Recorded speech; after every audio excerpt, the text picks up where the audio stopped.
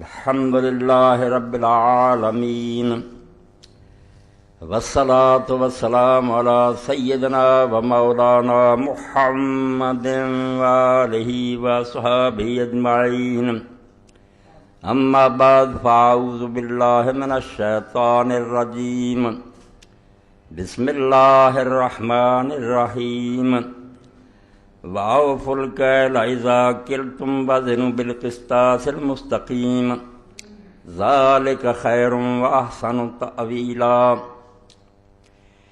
واجب الاحترام سامعین کرام، اسلامی سال کا پہلا مہینہ محرم الحرام شروع ہو چکا ہے۔ اللہ کے رسول علیہ السلام نے اس کو شہر اللہ المحرم فرمایا کہ یہ اللہ کا مہینہ ہے۔ مہینے سارے اللہ کے ہیں، مگر کبھی کبھی کسی چیز کی شان بڑھانے کے لیے اس کو اللہ تعالیٰ کی طرف مضاف کر دیا جاتا ہے۔ جیسے گھر سارے اللہ کے ہیں مگر بیت اللہ، اونٹنیاں ساریاں اللہ کی ہیں، صالح علیہ السلام کی اونٹی ناقۃ اللہ، تو اللہ نے اس مہینہ کو فضیلت بخشی ہے، اس لیے اللہ کے رسول علیہ السلام نے صحیح مسلم میں ابو ہریرہ رضی اللہ عنہ کی روایت میں اس کو شہر اللہ المحرم فرمایا کہ یہ اللہ کا مہینہ۔ لوگ یہ چاہتے ہیں اور ایسا ہی کہتے ہیں کہ ساری دنیا کی قومیں جو ہیں ان کا سال خوشی سے شروع ہوتا ہے، اور وہ خوشی تو آپ دیکھ ہی رہے ہیں جیسے عیسائی لوگ مناتے ہیں، اور ان کی تقلید میں ہم بھی اب لگ پڑے ہیں ہوٹلوں میں شراب اور زنا اور ڈانس وغیرہ۔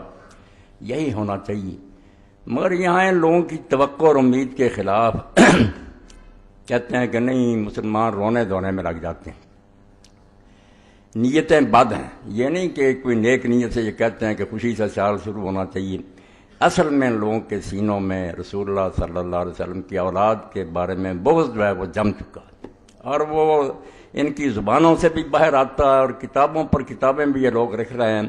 کوئی چھپی بات نہیں رہی کہ ایک طوفان بدتمیزی ہے جو برپا ہے۔ آپ اگر رسالوں کا اور کتابوں کا مطالعہ کریں تو حیران ہوں گے کہ حسین رضی اللہ تعالیٰ عنہ صرف کربلا میں شہید نہیں ہوئے، اب بھی مظلوم ہیں۔ تیروں کی اتنی بارش ہو رہی ہے کہ آدمی حیران ہوتا ہے کہ یہی لوگ جو کہتے ہیں یہ کوئی دینی مسئلہ، اگر یہ دینی مسئلہ نہیں کیوں محرم آتے ہی ہر رسالہ ہر کتاب اسی موضوع پر آتی؟ تو حقیقت یہ ہے کہ اس مہینے کا امام حسین رضی اللہ عنہ کی شہادت سے شروع ہونا، اور ذی الحج جو سال کا آخری مہینہ اس کا حضرت اسماعیل علیہ السلام کی قربانی پر ختم ہونا، یہ اپنی جگہ اللہ تعالیٰ کی حکمت کے مطابق بہت ہی مناسب کام ہے۔ جو لوگ دین کو نہیں سمجھتے وہ بے شک ہنستے رہیں، ناچتے رہیں، مگر اللہ نے قربانی پر سال ختم کیا اور قربانی سے آغاز کیا سال کا، تاکہ اہل اسلام کو پتہ لگے ہوشیار کے برہ دم تیغست قدمرا، کہ اے اللہ کے نیک بندو ہوشیار ہو جاؤ کہ تمہارے قدم جس راستے پر ہیں وہ تلوار ہے، تلوار پر چل رہے ہو۔ جانیں قربان کرنا، اپنی جان اللہ کے دین کے لیے بیچ دینا، یہ دین کا خلاصہ ہے۔ اس لیے ذی الحج بھی قربانی پر ختم ہوا، اور امام حسین رضی اللہ عنہ کا واقعہ بھی سال کے شروع میں پیش آیا، تاکہ لوگوں کو اس بات کا پتہ چلے نہ بینی کہ ہاں شاہ نکو نام بدستے سر بریدہ امید ہر نام۔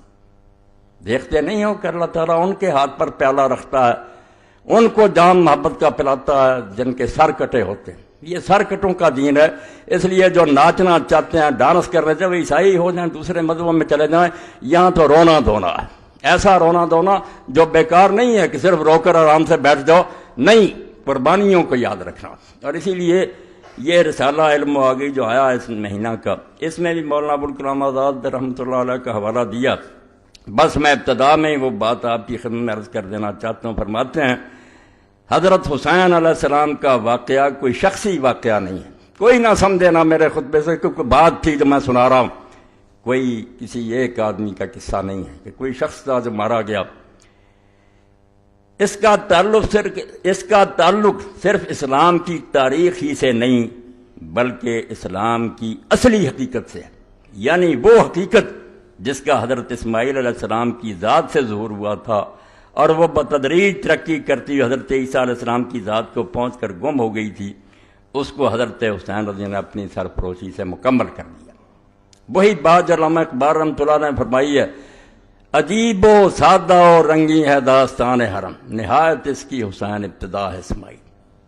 حرم کی ساری کہانی کیا ہے؟ جب بنیاد رکھی جا رہی تھی اسماعیل علیہ السلام کے گلے پر چھری، اور جب دین تکمیل کو پہنچا اور اللہ کے آخری نبی زمین پر آئے تو رسول اللہ کا بچہ جس کو حضور کندھوں پر اٹھاتے تھے، نماز میں سجدہ لمبا کر دیتے، اس کی خاطر اس کی شہادت کا واقعہ پیش ہے، تاکہ لوگوں کو پتہ چلے نہ بینی کیا شاہ نکو نام بدستے سر بریدہ میدم۔ اسلام پر چلنا چاہتے ہو نا تو یہ حجروں میں بیٹھ کر اور تسبیحیں گما کر اس دین پر نہیں چلا جا سکتا۔ یہ دین جان مانگتا، اور جان بھی ان بندوں کی مانگتا ہے۔ لوگ حیران ہوتے ہیں اللہ کے نیک بندوں کو کیوں مشکلیں پیش آتی، اور الٹ نتیجہ نکالتے ہیں کہ اگر وہ نیک ہوتے، اللہ کے پیارے ہوتے، کیوں مارے جاتے۔ بالکل غلط بات۔ انبیاء علیہ السلام قتل ہوئے ہیں، حالانکہ دیکھنے کی بات یہ ہے کہ آپ جب قربانی دیتے ہیں تو قربانی کے لیے وہ جانور تلاش کرتے ہیں جو بے عیب ہو، بے عیب جانور۔ تو ہمارے چھانٹنے میں تو غلطی ہو سکتی ہے، مگر جو قربانیاں اللہ اپنے لیے پسند کرتا انبیاء علیہ السلام اور صالحین کی، وہ نیک لوگوں کی در مسلخ عشق جز نکورانا کشند۔ عشق کی قربان گاہ میں سوائے اچھے اور نیک لوگوں کے کوئی ذبح نہیں ہوتا۔ یہاں جو کہتا نا ذبح ہو جانا کوئی عیب ہے، یہ توہین ہے، یہ شکستہ جھوٹا ہے۔ یہی تو اصل قربان گاہ ہے کہ اللہ کی راہ میں جان دے دی، اللہ کو خوش کر لیے۔ در مسلخ عشق جز نکورانا کشند۔ عشق کی قربان گاہ پر سوائے نیک اور اچھے لوگوں کے ذبح نہیں کیا جاتا کسی کو۔ لاگر صفتنا و زشت خورانا پسند۔ اللہ بالکل ان لوگوں کو اپنے راستے میں جان دینے کی توفیق ہی نہیں دیتا جن میں عیب ہوتے ہیں، خامیاں ہوتی ہیں، ان کو مردود ٹھہراتا کہ جاؤ دنیا میں عیش کرو، مزے کرو، کسی حکومت کے کاسا لیس ہو جاؤ، پیالے چاٹو اور دانش فروش بن جاؤ۔ میں دو لفظ بولوں گا، دانش فروش۔ جیسے آج ان کی بہت بڑی تعداد ہے، پڑھے لکھے ہیں، دانشور ہیں، خطیب ہیں اور صحافی ہیں، علم بیچ رہے ہیں، وقت کے حکمرانوں کو خوش کرنے کے لیے دلیلیں کر رہے ہیں، اور اس کے مقابلے میں امام حسین رضی کا قافلہ یہ جان فروشوں کا قافلہ۔ وہ دانش فروش ہیں، علم بیچ رہے ہیں، یہ جان بیچتے اللہ کی راہ میں کہ جو ہو سو ہو، ہم حق کو مانیں گے، کسی طاقت کے سامنے سر نہیں جھکائیں گے، اس راستے میں جو پیش آئے سو پیش آئے۔ در مسلخ عشق جز نکورانا کشند، لاگر صفتنا و زشت خورانا کشند۔ تو اللہ کی راہ میں جان دینے والے برباد نہیں ہوتے۔ وہ ہماری نظر میں ہے کہ بھئی مارے گئے، اللہ نے تو قرآن میں 2 جگہ کہہ دیا کہ جو اللہ کے راستے میں مارے جاتے ہیں ان کو مردہ نہ کہو، وہ زندہ ہے۔ اب ممبر پر بیٹھنے سے پہلے ہی مجھے رسالے موصول ہوئے، وہ لوگ جو جب شکنجہ ان کے گلے میں کسا جاتا ہے، حقائق چھوڑو جی یہ بات اسے کیا لینا، نہیں آپ لوگ ون وے ٹریفک چلانا چاہتے ہیں، ایک رٹی رٹائی کہانی رسالے چھاپتے ہیں، کربلا کی کہانی ابو جعفر محمد باقر کی زبانی، یہ ہر حدیث کے پاس ہے، چھاپتے ہیں۔ اور وہ شخص جو مفسر قرآن ہے اس دور میں کہلاتا ہے، اور سعودی حکومت اس کا قرآن چھاپتی ہے، حسن البیان، مولانا صلاح الدین یوسف، وہ ایک کارنامہ سر انجام دے رہا ہے۔ یہ کتاب بھی میرے پاس اسی کی ہے، امام محمد باقر پر تہمت لگا کر کہ امام حسین کا پوتا اپنی زبانی بیان کرتا ہے، سارا واقعہ پیش کرتے۔ اور یہ صلاح الدین یوسف صاحب کا ہی میں گناہ نہیں سمجھتا، پچھلوں نے بھی یہ بہت بڑا جرم کیا کہ امام محمد ابن جریر الطبری نے اپنی تاریخ میں یہ پورا قصہ لکھا، حافظ ابن حجر رحمۃ اللہ علیہ نے تہذیب التہذیب میں اس کو نقل کیا، اور اپنی کتاب صحابہ میں اس کو درج کیا۔ اب ایک شخص کہتا ہے جب امام محمد باقر جو زین العابدین کے بیٹے، وہ سنا رہا ہے کہ حسین رضی اللہ عنہ کو بہت لوگوں نے روکا مگر وہ بعد نہیں آئے۔ راستے میں جب ان کو پتا چلا کہ مسلم ابن عقیل شہید کر دیے گئے ہیں تو انہوں نے لوٹنے کا ارادہ کیا۔ چچا زاد بھائیوں نے ضد کی کہ نہیں ہم تو انتقام لے کے لوٹیں گے، اس لیے امام حسین بھی مجبور ہو گئے کہ تمہارے بغیر تو کوئی مزہ نہیں زندگی کا۔ ان کی ضد کی وجہ سے آگے چلنا پڑا، اور بعد میں جا کر وہاں منت سماجت کرتے رہے کہ 3 شرطیں مجھے یزید کے پاس بھیج دو، بھائی میں اس کے ہاتھ میں ہاتھ رکھ دیتا ہوں۔ یہ کہانی یہ لوگ لکھ کر اور امام محمد باقر کا نام لے کر شائع کرتے ہیں۔ اب ہر شخص کہتا ہے یار جب ان کی پوتے کہہ رہے ہیں تو حقیقت اس جہاد کی کچھ بھی نہیں، یہ کہہ دیں آپ نادانی اور بے وقوفی سے مارے گئے ہیں، ورنہ اس کا کوئی جہاد سے تعلق ہی نہیں، نہ یہ کوئی شہادت ہے۔ وہ تو جان بچانا چاہتے تھے، کہتے لے چلو مجھے، میں یزید کے ہاتھ میں ہاتھ رکھ دیں۔ یہ سب باتیں آپ پڑھتے بھی ہیں، سنتے بھی ہیں، اور تاریخ جو ہے زیادہ سے زیادہ مہربانی کرتی ہے کہ کوفہ کے کچھ لوگ سے بے ایمان اور بددیانت انہوں نے امام حسین رضی اللہ عنہ کو خط لکھے، امام ان کے ورق میں آ گئے، ان کے دھوکے میں آ گئے، بعد میں راز کھلا کہ یہ تو سب مکار اور فریبی ہیں، پھر آپ پچھتاتے رہے۔ نتیجہ کیا نکلا؟ کچھ بھی کہ امام حسین رضی اللہ عنہ انہوں نے نتیجہ یہ نکالا پوری کتاب میں، رسومات محرم الحرام اور سانح کربلا، کہ امام صرف فوت ہوئے ہیں ایک اپنی ناجائز غرور اور گھمنڈ کی وجہ سے کہ سمجھتے تھے میں رسول اللہ کا نواسا ہوں اس لیے بہتر ہوں، یہ نسلی غرور ان کو لے ڈوبا۔ میں یہ کتاب آپ کے سامنے پیش کر رہا ہوں، لے کر پڑھیں، اور یہ ہر مولوی کے پاس ہے، جتنے نا اہل حدیث علماء سب کے پاس یہی ہے، اسی کو رٹے طوطے کی طرح دہراتے رہتے ہیں، کسی کو توفیق نہیں کہ نکال کر دیکھے کہ یہ باتیں کچھ صحیح بھی ہیں۔ تو امام حسین رضی اللہ عنہ کہتے تھے کہ مجھے لے چلو میں بیعت کر لیتا ہوں، مگر دوسری بات جو بیوقوفی کی وہ عبید اللہ بن زیاد نے کی کہ اس نے ضد کی کہ پہلے میرے ہاتھ پر بیعت کرو پھر دمشق لے کر جاؤں گا۔ تو امام نے خام خواہ ایک ناجائز بات کہی کہ نہیں تیرے ہاتھ گورنر پر بیعت نہیں کروں گا، وہاں میں کروں گا۔ صرف اتنی بات پر عبید اللہ کہنے لگا نہیں آئینی بات ہے، میں گورنر میرے ہاتھ پر، یعنی یہ امام حسین رضی اللہ عنہ کو ایک احمق، ضدی اور مغرور آدمی ثابت کیا جو خام خواہ اپنی جان دے گیا، ورنہ کچھ حقیقت نہیں۔ اور اس میں صاف صاف لکھا کہ یزید کو بیعت کا مطالبہ کرنے کا کیوں حق نہیں تھا، کیونکہ جب سوائے دو آدمیوں کے عبداللہ بن زبیر اور امام حسین کے ساری سلطنت میں لوگوں نے اس کی بیعت کر لی تھی، وہ کیوں نہ بیعت مانگتا؟ امام حسین جھوٹا تھا۔ یہ پوری کتاب ہے۔ اب ہم اس کا جواب اگر میں دوں تو سارے شہر میں پروپگنڈا کہ مولوی اسحاق امام حسین کا بیان کرتا، اور ان دنوں میں آ کر یہ مسجد نہیں امام بارگاہ میں، لعنت اللہ علی الظالمین، اللہ کے نامراد ظالم بندو، یزید کی حمایت میں تم کتابیں لکھو، امیر المومنین یزید رحمۃ اللہ علیہ جگہ جگہ اس میں لکھا، اور ہم امام حسین رضی کا بیان کریں، اور آپ لوگوں کو یہ توفیق ہی نہ کہ پوری کتاب میں نہ ابن تیمیہ کو یہ توفیق ہوئی، اللہ انہیں بھی معاف کرے، نہ انہیں ملی کہ رسول اللہ کی وہ حدیثیں تو کہیں ذکر کر دو کہ حضور نے پہلے بتایا نہیں تھا امام حسین رضی کے بارے میں، وہ صحیح حدیثیں نہیں ہیں، ان کو چھوتے تک نہیں، خطبے ہو رہے ہیں، کتابیں لکھی جا رہی ہیں، نہ کئی تنظیموں کے سربراہ میں ان کا نام کیا لو وہ بھی لکھ دیتے ہیں ثانیہ کربلا، کوئی نہیں یہ اٹھا کر دیکھتا کہ تاریخ کی جھوٹی روایتیں، یہ جو میں نے لکھ دیا کہ محمد باقر رحمۃ اللہ علیہ کی زبانی، اس کے بارے میں تو آپ سمجھ لیں کہ جہاں جہاں یہ لکھی ہے بالکل جھوٹ کا پرندہ، اس میں زکریا بن یحییٰ ضریر مجہول ہے، اور آگے چل کر جس نے یہ کہانی گڑھی ہے خالد بن عبداللہ الکسری، مکہ معظمہ میں بدقسمتی سے جو لوگ گورنر رہے ہیں ان پر پوری ایک کتاب ہے غایۃ المرام، اس میں اس کے حالات پڑھیں، اور امام ذہبی جو لکھتے ہیں کہ ناصبین شباب مکے کے ممبر پر چڑھ کر جو حضرت علی رضی اللہ عنہ کا علانیہ لعنت کرتا تھا وہی عبداللہ بن خالد کسری تھا، جس نے یہ کہانی گڑھی کہ امام حسین کے بارے میں یہ بات پھیلا دو کہ وہ تو واپس آنا چاہتے تھے، وہ تو یہ شرطیں پیش کرتے تھے، انہیں تو لوگ روکتے تھے۔ میں کہتا ہوں اس جھوٹے اور حضرت علی رضی اللہ عنہ پر لعنت کرنے والے کسی والے آؤ کہیں دنیا سے کوئی کتاب جس میں یہ آتا ہے کہ امام حسین رضی اللہ عنہ واپس آنا چاہتے تھے۔ خود یزیدی اور بنو امیہ کا گورنر کہانی گڑھے اور امام محمد باقر کی ذمہ لگا دے، اور تم اس کو یہ شائع کرو کہ کربلا کی کہانی محمد باقر کی زبانی۔ محمد باقر رحمۃ اللہ علیہ نے ان میں سے کوئی بات نہیں کہی، یہ سب جھوٹی باتیں۔ میں نے دو راوی جو ان کے نشان دے دیے، اصل سند جو ہے وہ تبری میں جہاں سے پتہ چلتا، باقیوں نے بلا سند کے نقل کر دیا نا کیسا ایسا، شروع کہاں سے ہوتی ہے، کون بیان کرتا؟ زکریا بن یحییٰ ضریر مجہول، اور آگے کون ہے؟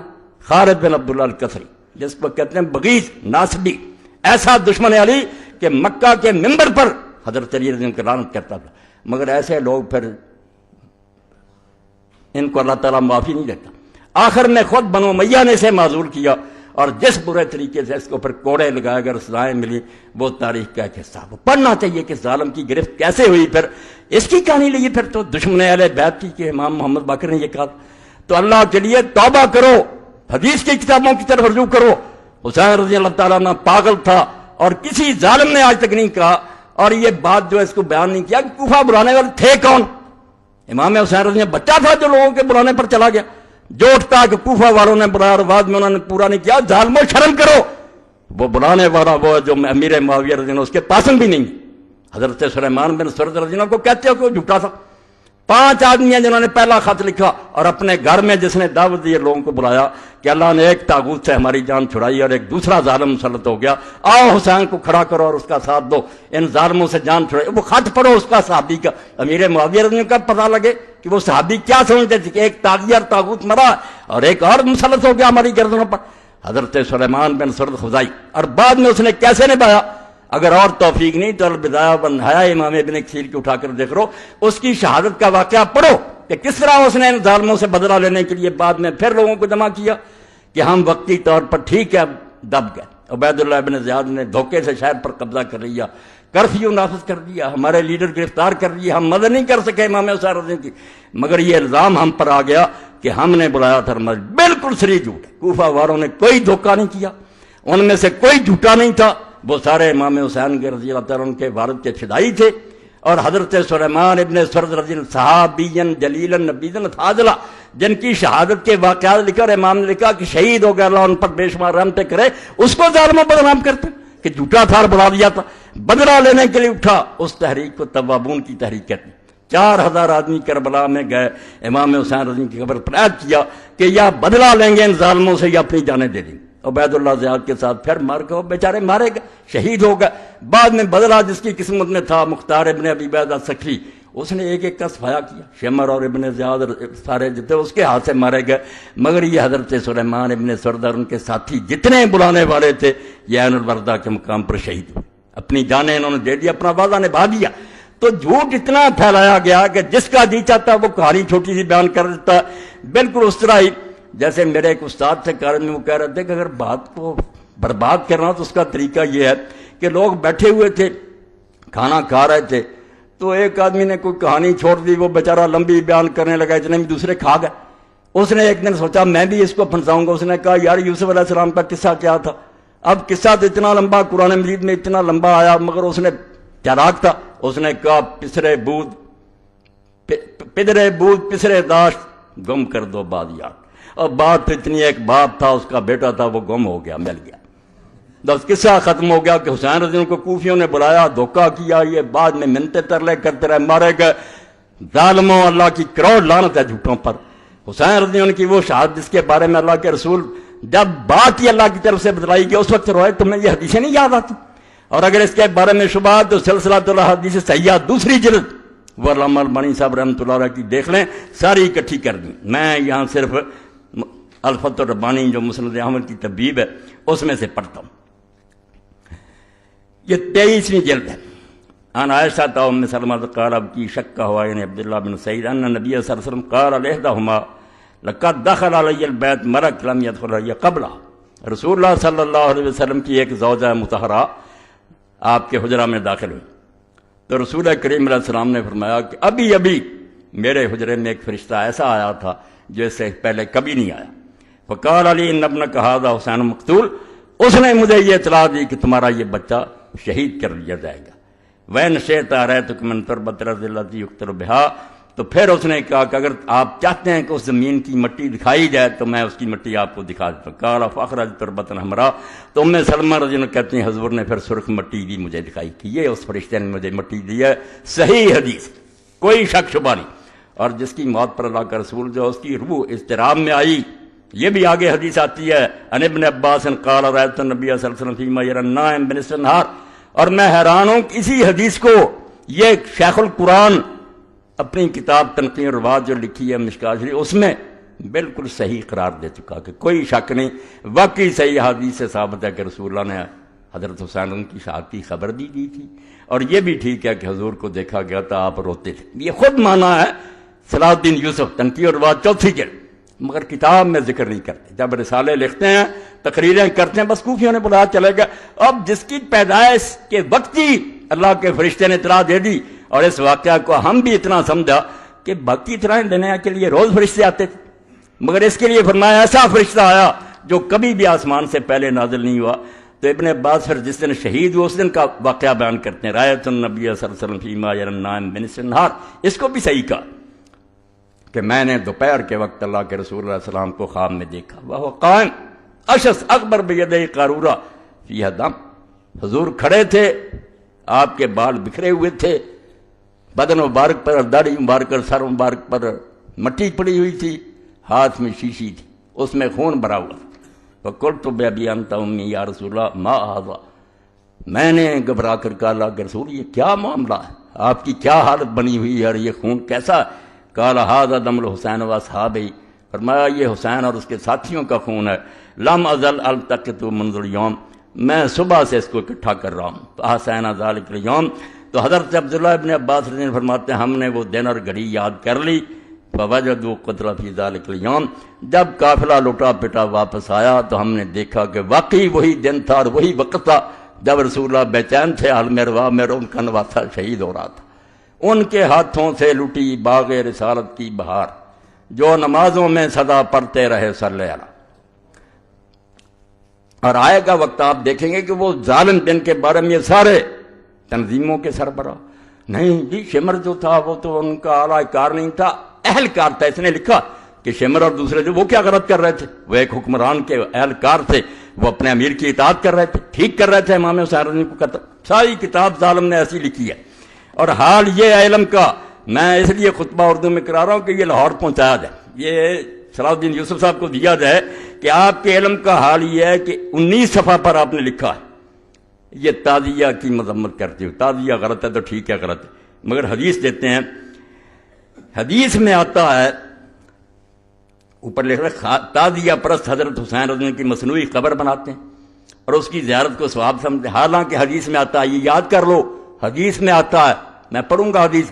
اور ادھر کون نہیں جانتا کہ اللہ کے رسول اللہ علیہ وسلم کی متواتر حدیث ہے کہ اگر کسی نے میرا نام لے کر کوئی بات کہی جو میں نے نہیں کی، اس کا ٹھکانہ جہنم ہے۔ اب اس کو بھیج دینا، خط بھی لکھو اور یہ کتاب کا حوالہ دے کر بھی لکھو کہ جہاں یہ حدیث ہے دے حوالہ بھی سن لینا، من زار قبرا بلا مقبور فکانما عبد السن، جس نے ایسی خالی قبر کی زیارت کی جس میں کوئی میت نہیں تو گویا اس نے بت کی پوجا کی۔ رسالہ تنبیہ الظالین از مولانا اولاد حسن وارد نواب صدیق حسن خان رحمہ اللہ تعالیٰ۔ اب پوچھے یہ کوئی حدیث کی کتاب؟ نہ صحابی نہ سند نہ کوئی، آپ نے حدیث کہا تعزیہ کی مذمت کے لیے، تعزیہ کا رد آپ کرتے رہتے، مگر یہ تعزیہ کا رد کرنے کے لیے یہ کہ حدیث میں ہے، اور تنبیہ الظالین جو رسالہ لکھا نواب صاحب کے والد نے اولاد اس میں ہے۔ بھائی نواب صاحب کے والد نے کوئی لکھا؟ کون صحابی بیان کرتا؟ کہاں ہے کس کتاب میں؟ آپ موضوعات کی کتابیں میں چھان جائے جو منکرد حدیثوں پر، ان میں بھی نہیں ہے یہ بات۔ تو ایک شیخ القرآن جس کی تفسیر سعودی حکومت تقسیم کرتی حاجیوں میں، اس کا حال یہ کہ حدیث لکھتا ہے سرے سے اس کا نام و نشان نہیں، بالکل نہیں۔ آپ یہ ضرور پہنچائیں۔ آگے جا کر پھر چلتے ہیں، ابن تیمیہ بھی یہی غلطی کر گئے، ابن کثیر نے بھی کی، اور یہ بھی کرتے ہیں۔ ہر سال میں کہتا ہوں نہ جامعہ سلفیہ میں سے کسی کو عقل آتی ہے کہ وہ سوچے کہ بخاری شریف کے بارے میں جو کہتے ہو کہ اس میں یہ حدیث آتی، صحیح بخاری میں عبداللہ بن عمر رضی اللہ عنہ سے مروی ہے کہ حضرت صلی اللہ علیہ وسلم نے فرمایا جو فوج سب سے پہلے قسطنطنیہ کا غزوہ کرے گی وہ مغفور یعنی بخشی بخشائی۔ اس حدیث پر تو انشاءاللہ بات ہوگی، مگر عبداللہ بن عمر رضی اللہ سے دنیا کی کسی کتاب میں کوئی نکال کر دکھا دینا۔ یہ ان سارے شیخوں کے سامنے یہ رسالے چھپتے ہیں، اوپر لکھا ہوتا ہے ایڈیٹوریل اسلام میں کہ ہم سارے شیخ اس رسالوں کے دیکھتے ہیں۔ بھئی آپ نے نکال کر دیکھا ابن تیمیہ سے غلطی ہو گئی، واقعات ام حرام رضی اللہ تعالیٰ کا، ایک عورت ہے اس کی راوی صرف حضرت ام حرام بن ملحان رضی اللہ بنت ملحان رضی اللہ، اور کسی سے نہیں، دنیا جہان میں جتنی کتابیں نا کسی دوسرے صحابی نے اس کو روایت نہیں کیا، ام حرام بنت ملحان، مگر یہ صاف لکھا ہے صحیح بخاری میں، اور ساتھ حوالہ بھی ہے صحیح البخاری الجہاد وسیر باب ما قیل فی قتال الروم۔ تو جہاں سے دیا وہاں ہر شخص اٹھا کر دیکھ لے کہ وہاں ابن عمر کا کہیں نام آتا ہے۔ جن لوگوں کی حالت یہ ہے کہ نہ توفیق ہے کہ کتاب جس سے لکھ رہے ہیں اس کا بھی پتہ نہیں، عبداللہ بن عمر رضی اللہ عنہ کا وہاں کوئی ذکر نہیں آتا۔ اس حدیث کے بارے میں بات تو شاید کبھی موقع ملے، مگر میں ضمناً کہہ دوں کہ بے شک یہ بخاری میں ہے، مصنف عبد الرزاق میں، مگر کون بیان کرتا؟ شروع سے لے کر سارے شامی ہیں، کوئی مکے کا، مدینے کا، عراق کا، دنیا کے کسی مسلمان ملک میں کسی کو خبر نہیں ہے کہ حضور نے یہ اطلاع دی تھی، صرف شامی بیان کرتے ہیں۔ جہاں دارالحکومت تھا معاویہ رضی اللہ عنہ کا، بعد میں یزید اور ان کی ساری اولاد، کلہم شامیون، پہلے سے لے کر آخری راوی تک سب شامی، اور شامی بھی کیسا؟ سور بن یزید الکلائی، جو مدینے میں آیا امام مالک سب نے کہا کوئی اس کے پاس نہ بیٹھے، نہ اس کی روایت لکھے، بیماری کیا تھی؟ وہ بھی ناسبی تھا، جیسے وہ خالد بن عبداللہ کا بنایا نا مکے کا گورنر جو علی کو گالیاں دیتا، اس کا بھی یہی کام تھا کہ حضرت علی کو کہتا تھا میں اس کو پسند کر سکتا ہوں جس نے میرے دادے کو قتل کیا تھا، میرا دادا جنگے سے۔ بھائی ایسے دشمنان اہل بیت کی حدیثیں لیے پھرتے ہو، جب اصول یہ ہے سارے جانتے ہیں کہ کوئی آدمی اگر ایسی حدیث روایت کرے کہ اس آدمی کا تعلق کسی خاص گروہ سے ہو اور اس کے علاوہ اس کی کوئی تائید نہ کرے، یہ ساری امت کا مسلمان اصول اور عقل کی بات ہے، وہ بات نہیں لی جاتی۔ وہ تو اس گروہ کا آدمی، اس نے تو کہنا کوئی غیر جانب بیان کرے۔ اسی لیے علماء نے یہ اصول بیان کر دیا کہ اگر کوئی شیعہ ایسی حدیث حضرت علی رضی اللہ عنہ کی شان میں یا اہل بیت کی شان میں بیان کرے جو دوسرے کسی مسلمان نے بیان نہ کی ہو، تو بے شک وہ سچا اور دیانتدار، ہم نہیں اس کی بات مانیں گے۔ شبہ ہے کیونکہ اس کا یہ عقیدہ اور مسلک ہے، اس کی حمایت میں گڑ لی ہوگی۔ بات قدرے دل کو لگتی ہے کہ واقعی متاثر ہونا چاہیے، مگر یہاں آ کر سارے اصول ختم۔ سور بن یزید الکلائی کا نکال لیں ترجمہ، اگر یہ علی سے دشمنی رکھنے والا نہیں تھا میرے ذمہ لگائے، اس کی حدیث معتبر ہوتی ہے؟ جو علم حدیث ہے اس کے مطابق کوئی گروہ جس کا خاص عقیدہ وہ اپنے مسلک کی حمایت میں، بھائی ناصبی نے تو کہنا ہی تھا کہ معاویہ جنتی اور یزید بخشا ہوا، کوئی اور کہتا ہے؟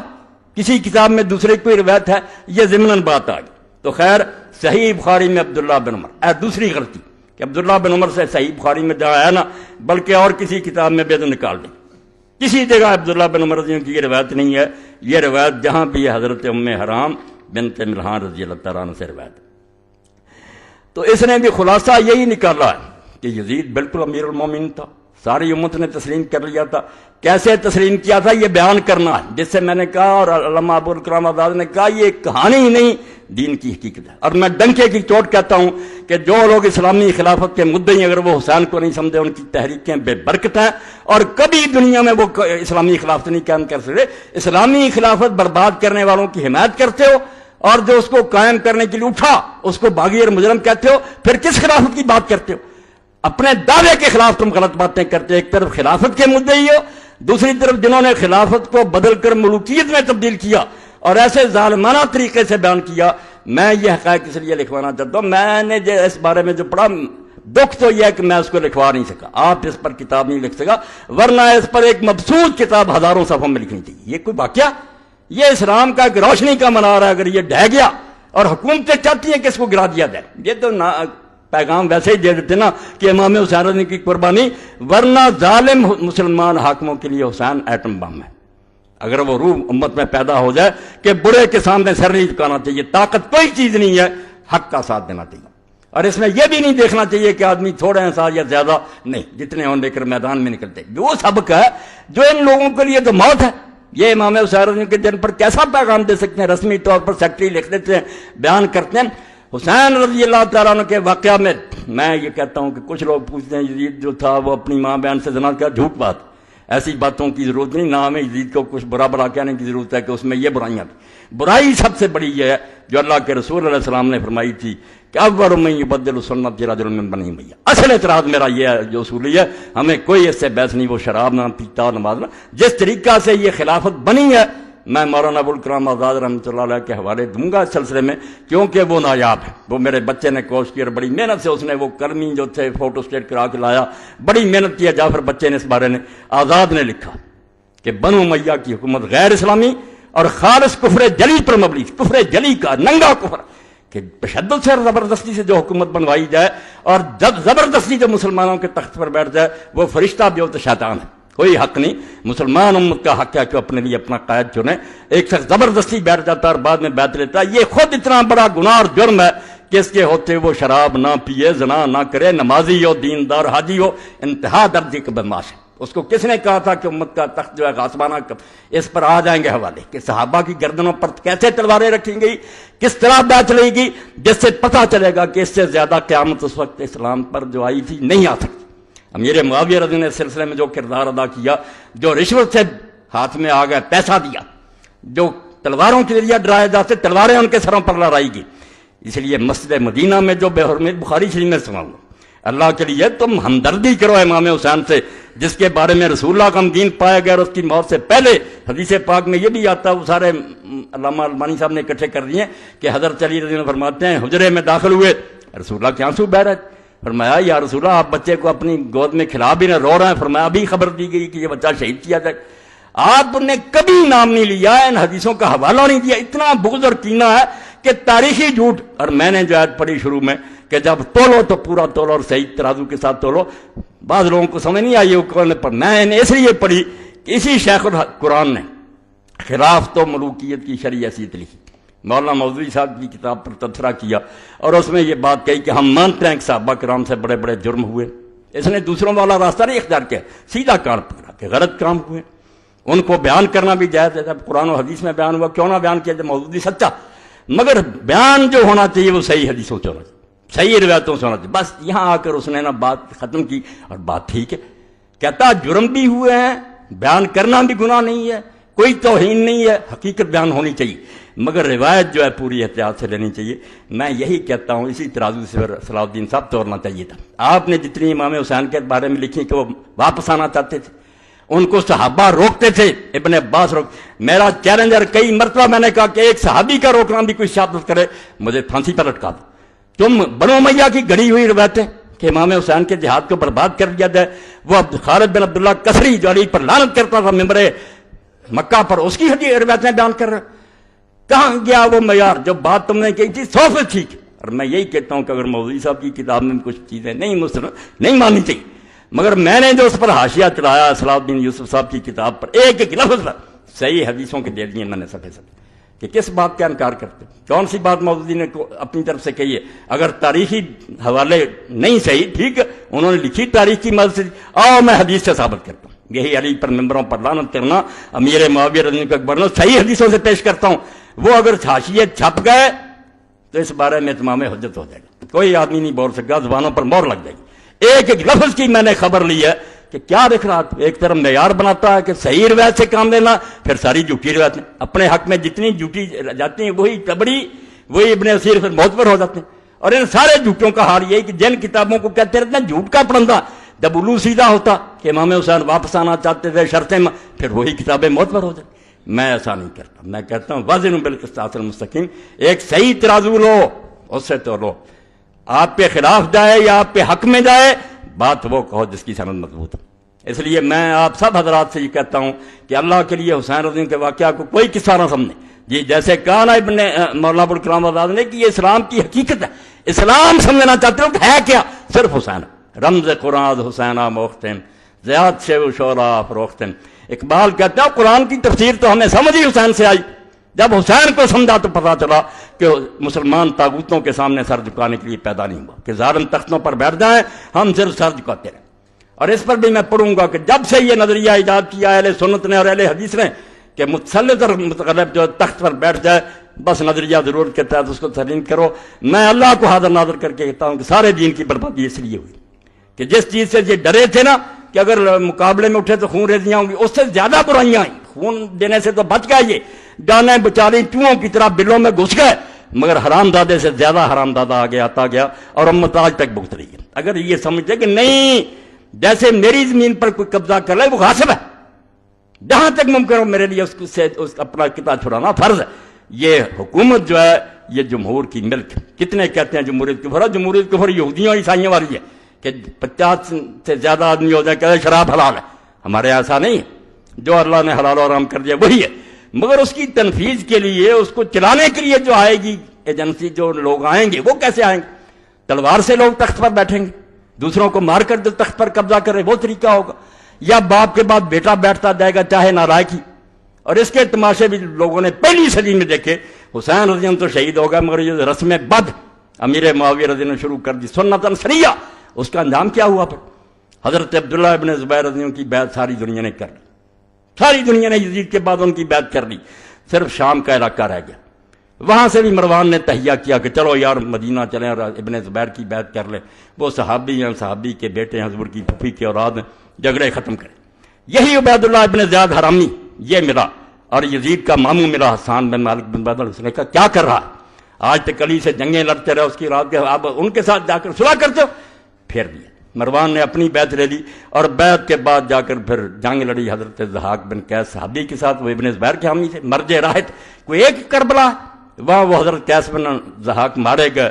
مروان غالب آ گیا، پھر اس نے مصر بھی چھین لیا. آہستہ آہستہ بعد میں ان کا بیٹا جو تھا عبد الملک بن مروان، وہ ظالم، اس نے مکے کا محاصرہ کیا. عبداللہ ابن زبیر شہید کر دیے گیا، درختوں پر ان کی لاش لٹکی رہی. یہ صحیح مسلم میں پڑھ لیں آپ، ظالموں نے کیا حشر کیا. اور حضرت اسماء بنت ابی بکر کو حجاج نے کہا تیرا بیٹا منافق تھا.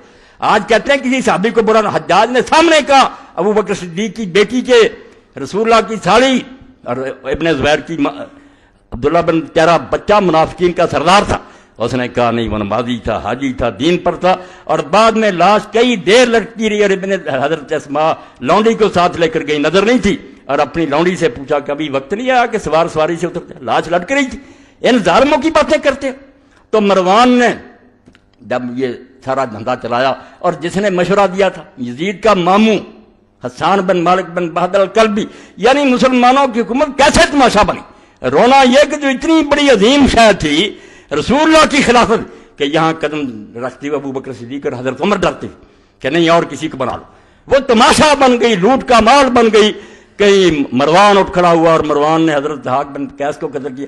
اب وہ جو حسان بن مالک بن بہدل تھا اس کا یزید کا بیٹا آگے خالد تھا، اس نے کہا بھائی مروان میرے بانتے کے بیٹے کو دو، ہاں اپنے بعد اس کو خلیفہ نامزد کرو. اب ایک تو شرارت اس مروان نے یہ کی کہ خالد کی ماں اپنے نکاح میں لے آئے اس کو ذلیل کرنے کے لیے کہ یزید کی بیوی کر لی تاکہ خالد بول ہی نہ سکے کہ میری ماں کا تو شوہر ہے.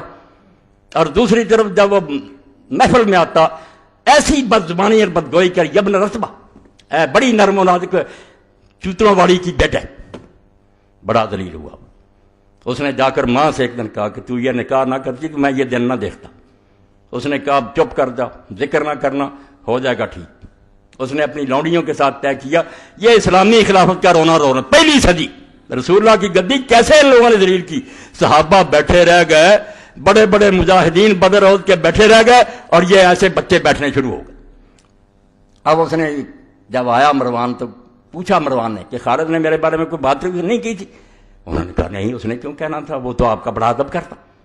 مطمئن کر دیا. مگر جب رات کو سویا اس نے سرانہ گلے پر رکھا، آپ بھی اوپر بیٹھ گئی، لونڈیاں بھی بیٹھ گئیں. اسی طرح یہ خبیث مرا. 6 مہینے صرف حکومت کی.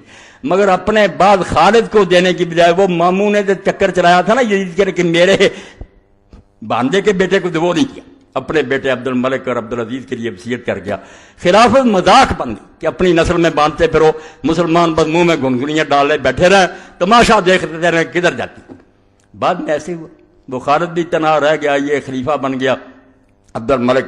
عبد الملک نے اب کیا کیا، چچا کا لڑکا تھا عمر بن سعید اشدق جس کے بارے میں امام شوکانی لکھتے ہیں کہ آج تک اسلام کی آنکھیں رونے سے بند نہیں. جو ظلم اس نے کیے خبیث نے اسلام کی آنکھوں سے آج تک آنسو ٹپک رہے ہیں. ایسے ظالم مسلط کیا میرے معاویہ. یہ ایک حسین کی بات ہے. حسین بیچارہ کیوں نہ میدان میں آتا، اس نے دیکھا کہ آج رسول اللہ نہیں ہے، آج علی نہیں ہے، آج حسن نہیں ہے، میں ہی حضور کا جانشین. اور یہ سارے سمجھتے ہیں کہ ساری دنیا اگر بیعت کر رہے تو انہیں نہیں ٹھنڈ پڑ سکتی. یہ توقع کرتے ہیں کہ رسول اللہ کا بچہ بیعت کرے. میں اگر یہ اعلان کر دوں کہ یہ خلیفہ برحق ہے، نمازیں نہ پڑھنے والا، شراب پینے والا، تو میں نے تو رسول اللہ کا دین جو ہے اس کی بیع کر، حضور کا دین جو اپنے ہاتھ سے دفن کر دیا. میں جان دے سکتا ہوں، میرے بچے مارے جا سکتے ہیں، میری بچیاں شہروں میں گمائی جا سکتی ہیں، مگر میں یہ بات نہیں مان سکتا. ایسا نہیں ہو سکتا. کانپ اٹھے ارض و سما، دشت و جبل تھرا اٹھے، خاک پر جس وقت تڑپا فاطمہ کا لاڈلا. آج میرے تمہارے لیے تو حسین ایک نام ہے، مگر اس صدی کے لوگ تو جانتے تھے کہ یہ رسول اللہ کا کیا تھا. حضور کس طرح اپنے پہلو میں بٹھاتے تھے، دعائیں کرتے ہیں اللہ میں حسن اور حسین سے محبت کرتا ہوں، تو بھی ان سے محبت رکھنے والوں سے محبت رکھ. اور کسی موقع پر فرمایا کہ ابھی فرشتہ نازل ہوا جس نے کہا کہ یہ دونوں جنت کے جوانوں کے سردار ہیں. ذکر ہی نہیں کی. یہ کتاب میں اور رسالے آ رہے ہیں، حرام ہے اگر ذکر کریں کہ حضور نے خبر نہیں دی تھی. فرشتہ کیا شہید ہوا. سن لیں، ان سے مطالبہ کریں کہ مولا یہ حدیث نہیں پڑھی، حضرت ابن عباس نے رسول اللہ کو اس طرح غمگین نہیں دیکھا. اور حضور نے فرمایا کہ فرشتے نے اطلاع دی کہ یہ دونوں جنت کے جوانوں کے سردار ہیں. اگر اس طرح کے احمق اور متکبر اور مغرور ہیں، صرف نسلی غرور میں پھنسے ہوئے مرتے پھرتے، کس لیے جنت کے سردار ہیں؟ حضور کے زمانے میں تو بچے تھے. کیا کارنامہ انہوں نے کیا کہ حضور نے یہ سرٹیفکیٹ دیا؟ اگر ان کے یہ کارنامے غلط ہیں تو کیوں حضور نے کہا جنت کے جوان؟ پھر تو یہی بات ہوگی نانے نے اپنے نواسوں کی تعریف کر دی، معذلہ دین تباہ ہو جائے گا. اور یہ بھی کہا کہ ان کی ماں فاطمہ جنت کی عورتوں کی سردار. اور ساتھ ہی یہ کہا، بچے نے سن کر جا کر پھر ایک عالم دین سے پوچھا کہ یہ بھی کبھی پڑھا؟ انہوں نے کہا یہ نہیں پڑھا. اس نے جب کہا نکالو سلسلہ طلب، انہوں نے کہا یار آپ کی وسعت سے یہ حدیث بھی میرے علم آ گئی. میرا نہیں بتایا کہ آپ نے فرمایا یہ دونوں جنت کے سردار ہیں، وابوہ خیر منہما، اور ان کا باپ ان دونوں سے بھی بہتر ہے. اور ایک دن رسول کریم علیہ السلام آئے، رات کا وقت تھا، حضرت فاطمہ رضی کے گھر میں تھے. بچہ جاگا، اس نے پانی مانگا، دوسرے میں بھی جاگ پڑے، حضرت حسن حسین دونوں، دوسرے میں مانگا. حضور پہلے کو دینے لگے تو حضرت فاطمہ رضی نے کہا کہ رسول اللہ آپ کو یہ زیادہ پیارا؟ فرمایا نہیں زیادہ پیارا نہیں، دونوں نے مانگا مگر اس نے پہلے مانگا. اور اس وقت کہا کہ کیا فاطمہ تم اس پر خوش نہیں ہو کہ تمہارا خامد اور تمہارے دونوں بچے وہاں ہوں گے جہاں جنت میں ہوں گا. ایسے لوگوں کے بارے میں زبانیں دراز کی ہیں، رسالے لکھتے ہو اور ہم اگر جواب دیتے ہیں چلاتے ہیں. رسالے دے دوں گا آپ لوگوں کو اور یہ کتابیں بھی دے دیں، جھوٹی، سر سے پاؤں تک جھوٹی ہیں. اور وہی خرافات اکٹھی کی ہیں جن کتابوں کہتے رہتے ہیں جھوٹ کے پرندے، ان کا ہی سہارا لیتے ہیں. بھائی حدیثوں کی طرف آؤ. صحابہ کرام نے کیا کہا تھا؟ لوگوں نے یہ بات سنی، حضرت عبداللہ ابن عمر جن کا حوالہ دیا ان کا تو یہ تاثر تھا صحیح بخاری میں کہ ان سے ایک عراقی نے پوچھا کہ اگر کوئی آدمی حالت احرام میں مکھی مار لے یا مچھر ہے اس کا کیا حکم ہے؟ تو آپ نے پوچھا کس عراقی کا ہے؟ اس نے کہا عراق کا۔ فرمایا شرم کرو، تم نے اللہ کے رسول کے بچے کو ذبح کر دیا چھری کے ساتھ، حالانکہ میں نے اللہ کے رسول سے سنا تھا ہمارا ریحانۃ آیا میرا دنیا، کہ اس دنیا میں یہ دونوں میرے گلاب کے پھول ہیں، گلاب کے پھولوں کی پتیاں تو تم نے مسل دی، حسن کو زہر دے دیا، حسین بیچارہ میدان میں مارا گیا، یہ سلوک کیا تم نے، اور اب مچھر کے بارے میں پوچھتے۔ یہ ذکر ہی نہیں کرتے کہ اللہ کے رسول نے حسین کا مرتبہ کیا بیان کیا، اور اس کی توضیح بیان کرو کہ کیا جہاد انہوں نے کیا جس کی وجہ سے آپ نے جنت کے جوانوں کے سردار کہا۔ اگر یہ غلط کام ہے، صرف کوفیوں نے انہیں بیوقوف بنایا تھا، اور کوفیوں میں سے ان کو کسی کو نصیب نہیں کہ حضرت سلیمان بن سرد کا پتہ کرے کہ وہ صحابی رسول، اگر صحابہ کا آپ کو اتنا لحاظ ہے، صحابین جلیلن نبیلن فاضلہ، ان کی شہادت کا پڑھو، انہوں نے بلایا، انہوں نے بعد میں خون کا دو رہ گئے تھے حسین اور ابن زبیر، چلو تیسرا سلیمان بن سرد کو تو ملاؤ، ہاں اس کا تو ذکر کرو کہ وہ بھی تھا، حالانکہ ذکر آگ کے سامنے آ جائے گا، کوئی نہیں مانتا تھا، کسی نے اس حکومت کو نہیں مانا تھا۔ صحابہ کیوں چپ تھے وہ بھی بتا دوں گا، اہل سنت کے علماء بتائیں گے، جب تلوار سر پر کھڑی ہو تو دین اجازت دیتا ہے، کچھ لوگ آسانی کا راستہ اختیار کریں، اس لیے جس کو کہتے ہیں وہ بہت محقق گزرا ابن خلدون، اس نے کیا کرا کہ یزید کے فسق میں تو کوئی شبہ نہیں، فاسق فاجر تھا، اب راستے دو ہو گئے، کوئی صحابہ نے کہا اللہ کی طرف سے مصیبت پڑ گئی ہے، صبر کرنا چاہیے اور اللہ سے دعائیں کرنی چاہیے۔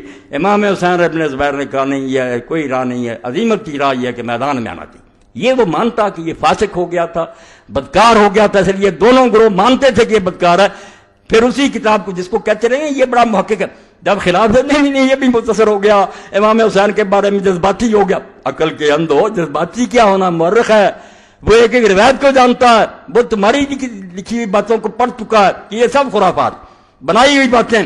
امام حسین رضی اللہ کا ارادہ جو تھا سن لو، نہ انہوں نے پلٹنے کا ارادہ کیا، نہ یزید کے پاس جانے کا ارادہ کیا، جو شروع سے اس کے ساتھ تھا عقبہ ابن سمان، کہتا مدینے سے چلا، مکے میں ساتھ تھا، کربلا میں ہی آپ کے اونٹ کو بٹھاتا تھا، کھولتا تھا، آخر تک میں ساتھ رہا ہوں، میں اللہ کو حاضر ناظر کر کے کہتا ہوں کہ حسین نے کبھی یہ نہیں کہا کہ مجھے یزید کے پاس لے جاؤ، یہ سب جھوٹ انہوں نے خود گڑا، یہ آپ گڑا کہ تاکہ لوگوں کو بیوقوف بنایا جائے، اور یہ بھی ان کے گلے میں پڑ گیا۔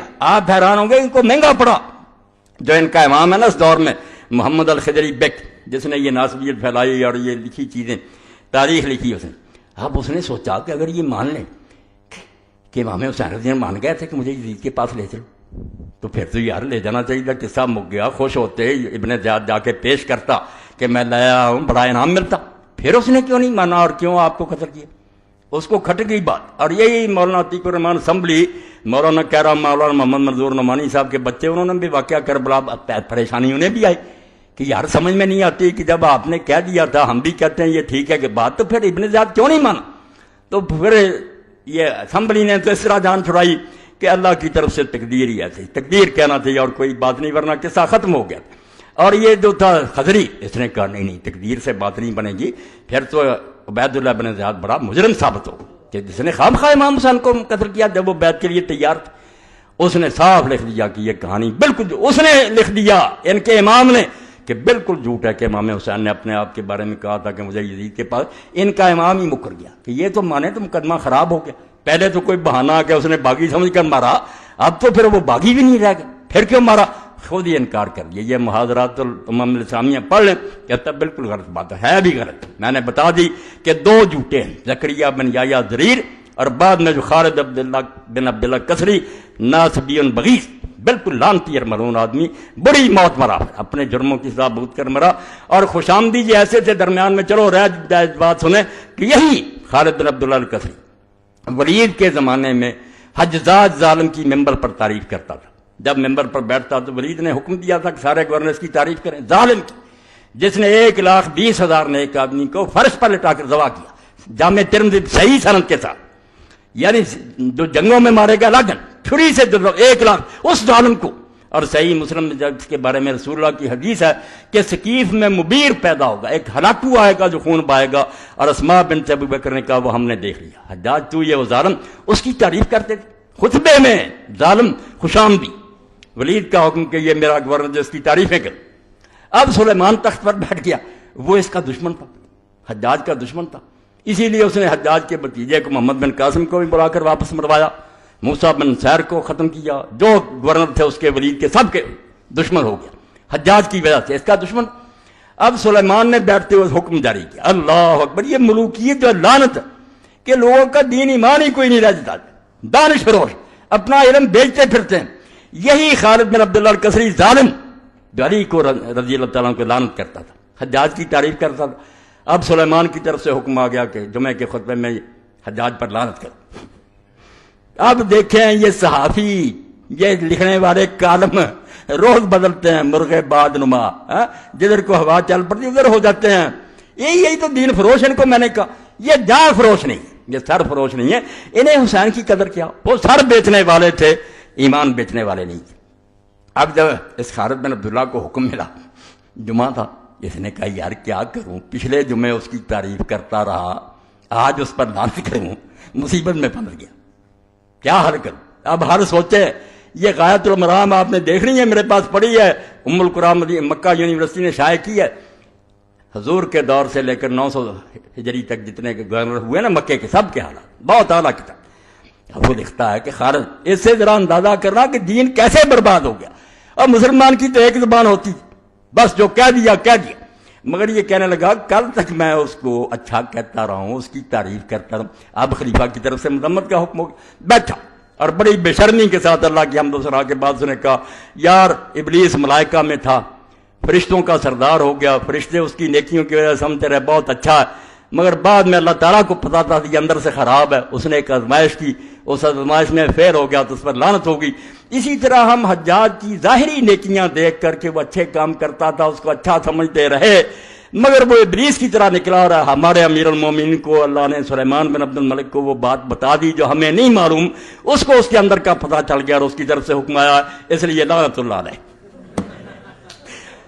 کمال ہو گئی یار، اسلام کے ساتھ ٹھٹھا مزہ، یہ ایک آدھا نمونہ ہے، ورنہ جو انہوں نے مچڑی مچائی نا، جو اسلام کا ٹھٹھا کیا کہ عبد الملک جو تھا اس کا چچا کا لڑکا عمر ابن سعید اشتک ظالم، اب وہ بھی حکومت کے لیے اٹھ کھڑا ہوا کہ میں بھی اسی خاندان، چاچے تائے کی اولاد جیسے جائیداد مانتے ہیں، مجھے خلاف نہ کوئی صحابی نہ ولی نہ کوئی امام، وہ بیچارے سارے مغلوب، تماشا دیکھتے ہیں، تخت روز بدلتا رہتا، بلکہ اس نے چڑھائی کر دی۔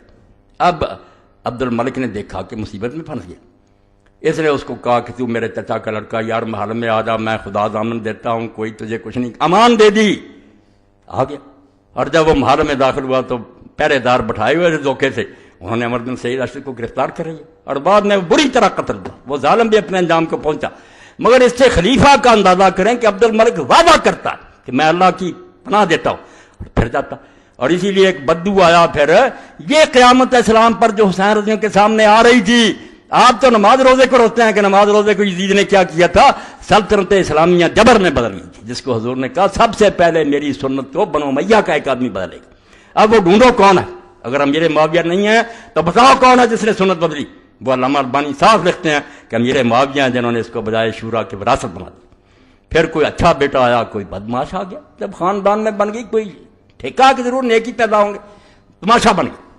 تو عمر بن سعید اشتک جب مارا گیا دھوکے سے، ایک بدوی ملنے آیا، میں کہتا اس بدوی پر ہزاروں رحمتیں مولویوں سے زیادہ۔ جب وہ آیا تو عبد الملک نے اس سے پوچھا بدوی سے کہ عبد الملک کے بارے میں تیرا کیا خیال ہے، اپنے بارے میں پوچھا۔ اس نے کہا عبد الملک تو مدت سے ہی مر چکا۔ اس نے کہا میں تیرے سامنے بیٹھا ہوں، میں کیسے مر چکا؟ اس نے کہا نہیں، عبد الملک اس دن ہی مر گیا تھا جس طرح اس نے عمر بن سعید کا امان دے کر اس کی خلاف ورزی کی تھی نا، اپنی قسم کے خلاف اس کو قتل کرا دیا، اس دن سے مر گیا۔ اب تو لاش ہے، بیٹھا ہو بیٹھا رہا ہے، تو زندہ نہیں ہے، انسان نہیں رہا، جب زبان چلی نہیں رہے، وہ کتنی بڑی بات۔ ایسے لوگ بھی نکلتے رہے، تاریخ کوئی باندھ نہیں۔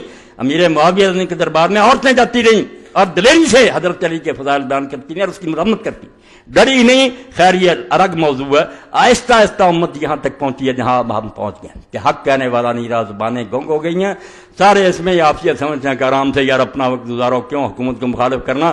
یہ وہ لعنت ہے جو امیر معاویہ رضی اللہ عنہ سے شروع ہوئی، یزید نے اس کو مضبوط کیا، اور باب سنایا سلطان، بس اس کا حوالہ دے کر ختم کروں گا، بات لمبی، صحیح بخاری میں نکال لینا شرح، کہ لوگ جاتے تھے صحابہ کی اولاد اور تابعین، چھوٹے موٹے نہیں، یزید کے سامنے جاتے تھے، اور بعد میں آخر ابن عمر سے انہوں نے کہا ہم جانتے ہیں کہ وہ غلط باتیں کرتا، ظلم کے فیصلے کرتا، مگر ہم اس کی تعریفیں کرتے ہیں اس کے منہ پر. تو ابن عمر رضی اللہ عنہ نے فرمایا یہی وہ منافقت ہے جس کو حضور نے اپنے دور میں کہا دو زبانیں منافقت، مگر منافقت پیدا کر دی، تلوار کے زور سے پیدا کر دی. علماء بیچارے کیا کرتے؟ اب ہمیں بلایا جاتا، کوئی افسر بیٹھا ہوتا، ہم مولوی اور علماء بھی بس دوسری زبان استعمال کرتے، جان چھڑاتے. یہ منافقت اور امت کو بے غیرت بنانا اس کا آغاز یزید کے دور سے ہوا، اور صحیح حدیثوں میں اس کے تذکرے ہیں.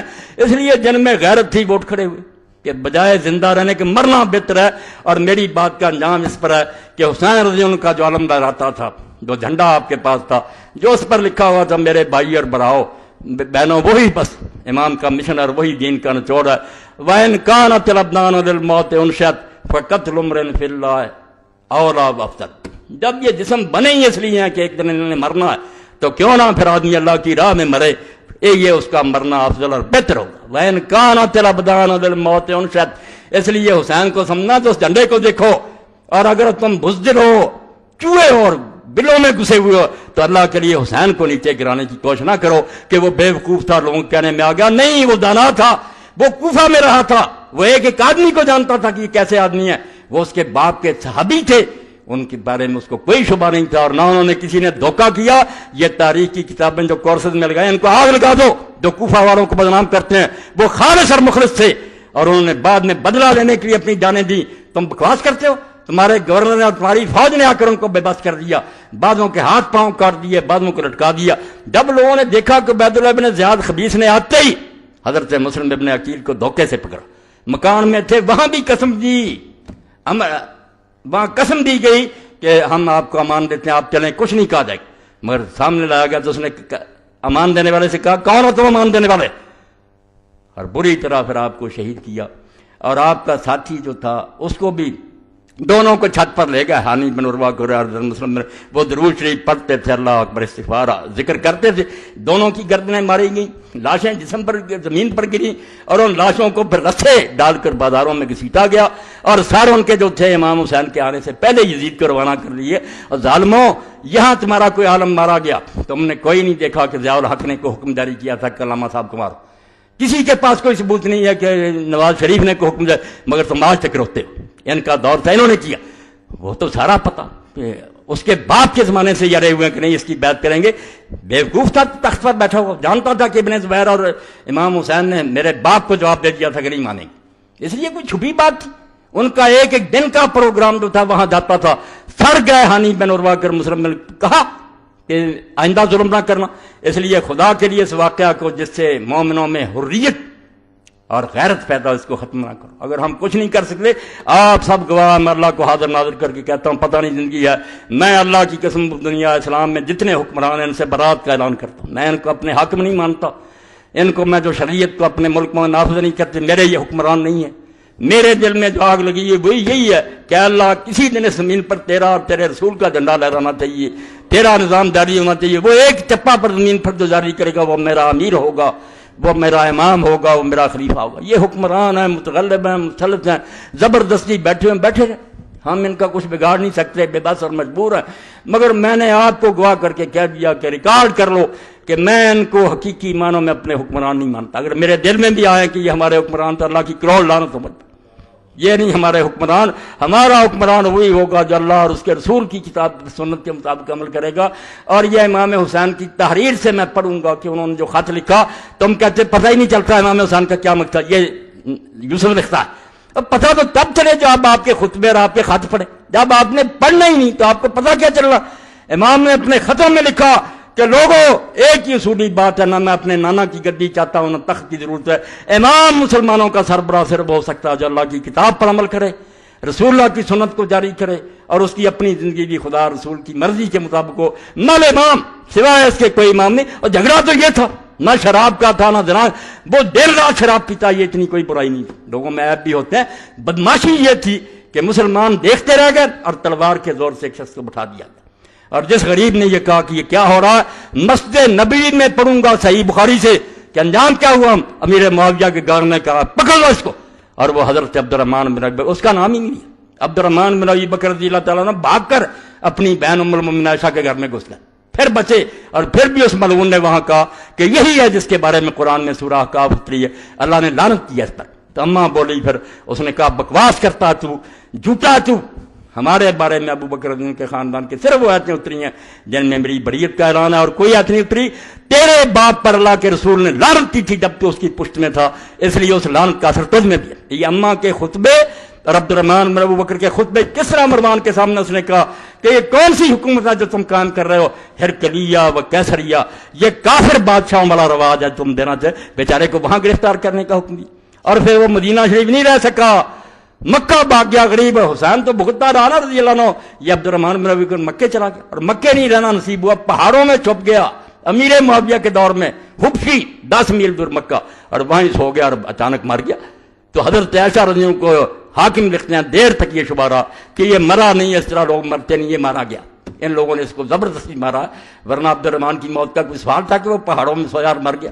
وہاں سے ان کی لاش پھر مکہ لائی گئی، وہاں دفن کیا گیا۔ حضرت عائشہ عمرہ پر گئی تو وہاں قبر پر گئیں، وہاں شعر بھی پڑھے، سب کچھ موجود۔ یعنی ظلم کی انتہا کہ مسجد نبی کا احترام نہیں۔ اما عائشہ کے سامنے جھوٹ بول رہا گورنر کہ تمہارے بارے خاندان کے بارے میں آئی، انہوں نے پھر صاف سنا دیا کہ تیرے باپ پر حضور نے لعنت کی حکم پر، اور تو اس وقت اس کی پشت پر تھا، وہی لعنت تم میں چلی آ رہی۔ اور حضور کی یہ حدیثیں، یہ ملا کہتے ہیں دیوبندی علیہ حدیث یہ غلط ہیں، میں صحیح حدیثوں سے ثابت کروں گا، اور سلسلۃ الحدیث سے میں ساری اکٹھی کر دی ہیں سندوں کے ساتھ کہ واقعی حضور نے مروان اور اس کے بیٹوں پر لعنت کی۔